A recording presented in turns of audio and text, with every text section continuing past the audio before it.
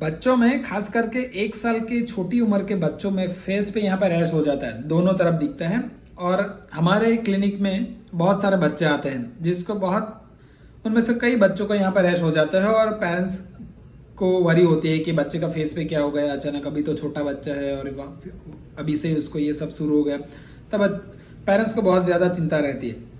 अब इसका नाम है एटोपिक डर्मेटाइटिस या फिर एक्जिमा भी बोल सकते हैं। ये खास करके 2 से 3 महीने की उम्र से शुरू होता है और 5 से 6 साल तक भी रहता है और कभी कभी बड़े लोगों में भी ये पाया जाता है।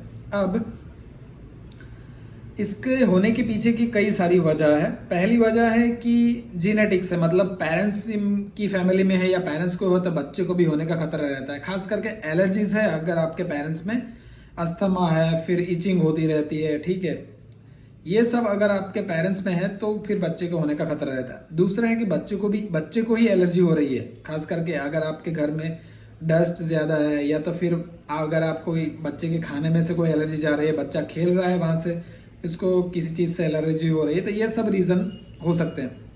दूसरा रीज़न है कि आप बच्चे के लिए बहुत सारी क्रीम्स, लोशन, बेबी लोशन होते हैं या क्रीम्स होते हैं, शैम्पू होता है, सॉप होता है, वो यूज़ करते हैं। लेकिन अगर वो बेबी फ्रेंडली नहीं है, अच्छी क्वालिटी का नहीं है, तो उससे भी एक्जिमा या एटोपिक डर्मेटाइटिस होने का खतरा रहता है। अब अगर आपके बच्चे को फेस पे यहाँ पर रैशेस है तो ये सिर्फ फेस पे दिखते हैं ऐसा नहीं है, कई बच्चों में हाथ पे दिखते हैं, फिर पैरों पे, नी जॉइंट पे दिखते हैं, उसके नीचे के भाग पे दिखते हैं या छाती के एरिया में भी दिख सकता है और उसमें बहुत ज़्यादा खुजली होती है। कभी कभी उसमें पानी भरे हुए दाने भी रहते हैं और बच्चा बहुत ज़्यादा खुजाता रहता है, तो वहाँ पे सेकेंडरी इन्फेक्शन भी होता है। और उस सेकेंडरी इन्फेक्शन अगर हो गया है तो फिर आपको एंटीबायोटिक की टॉपिकल या तो फिर ओरली एंटीबायोटिक खाने की भी ज़रूरत पड़ सकती है। अब आपको करना क्या है? पहला तो आपको डॉक्टर की सलाह लेनी है। दूसरा, आपको मॉइस्चराइजर यूज़ करना है और वो भी बेबी वाला मॉइस्चराइजर, जिसमें आपको पीडियाट्रिशियन या डर्मेटोलॉजिस्ट प्रिस्क्राइब करते हैं, वो वाला मॉइस्चराइजर यूज़ करो और ऐसा 2 से 3 बार अप्लाई करना है। खास करके बच्चे को नहलाने के बाद आप उस स्किन पे जहाँ पे भी डर्मेटाइटिस है उस जगह पे आपको मॉइस्चराइजर दिन में 3 से 4 बार अप्लाई करते रहना है, जिससे कि वहाँ पे मॉइस्चर बना रहेगा और स्किन ड्राई नहीं होगी। दूसरा, आप जो भी बेबी के साबुन या शैम्पू यूज़ करते हैं वो बेबी फ्रेंडली होने चाहिए, जिससे कि उससे इरिटेशन ना हो।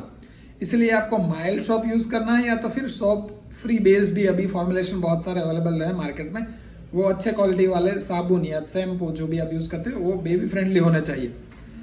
दूसरा कि बच्चे के कपड़ों का आपको ध्यान रखना है। कपड़े आप अगर पॉलिस्टर नायलॉन के पहनाते हो तो वो नहीं पहनाना है, आपको कॉटन के जिसमें वेंटिलेशन हो सके ऐसे कपड़े पहनाने हैं।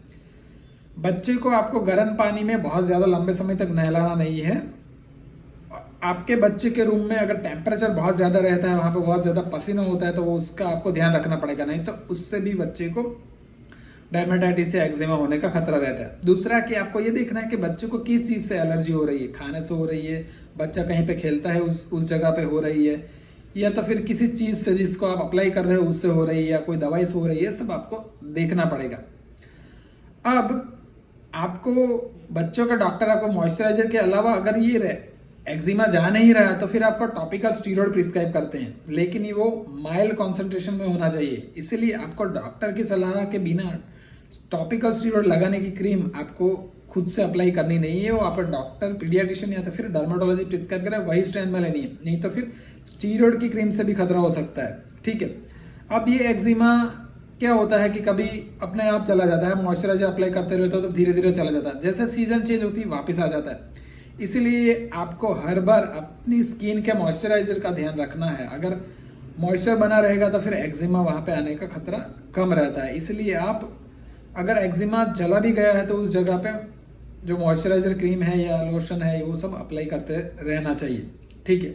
और कोई भी क्वेरी है तो आप मुझे कमेंट सेक्शन में पूछ सकते हो। Thank you.